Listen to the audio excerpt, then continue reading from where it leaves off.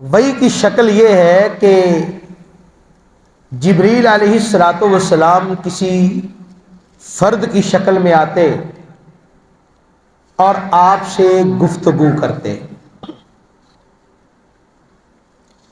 تیسری وحی کی شکل ہوتی ہے الہام، کہ خواب میں نبی صلی اللہ علیہ وسلم کو کوئی بات بتا دی جاتی، دکھا دی جاتی۔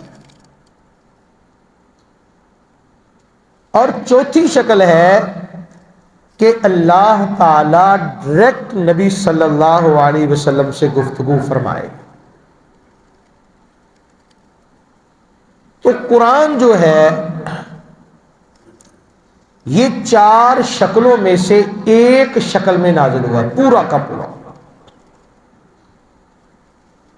کہ ڈائریکٹ نبی صلی اللہ علیہ وسلم کے قلب اطہر پر نازل ہوا۔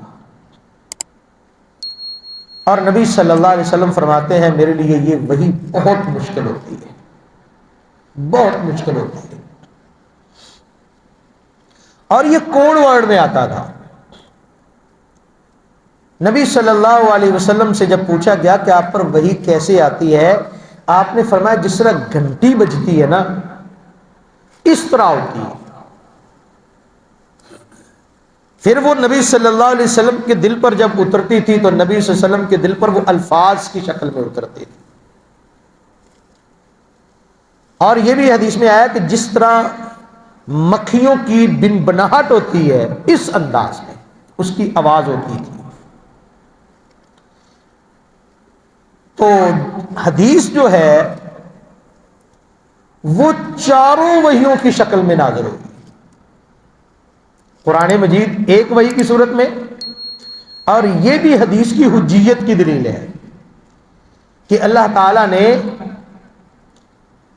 سورت شورا کے آخر پر وحیوں کی ان قسموں کا تذکرہ کیا ہے، اور یہاں پر فرمایا کہ قرآن مجید آپ کے دل پر نازل ہوا ہے۔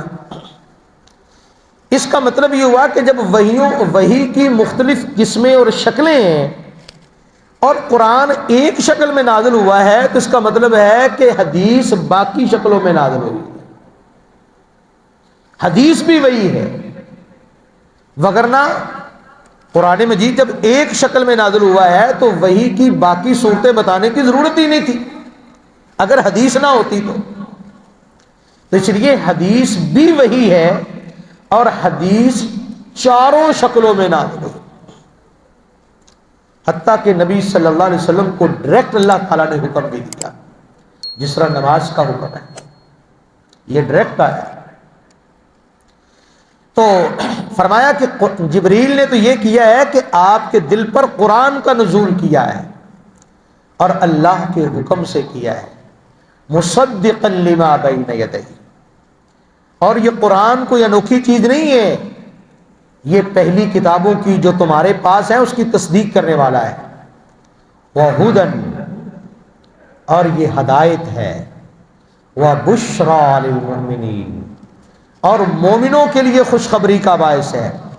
کافروں کے لیے یہ تکلیف کا باعث ہے اور مومنوں کے لیے خوشخبری کا باعث ہے۔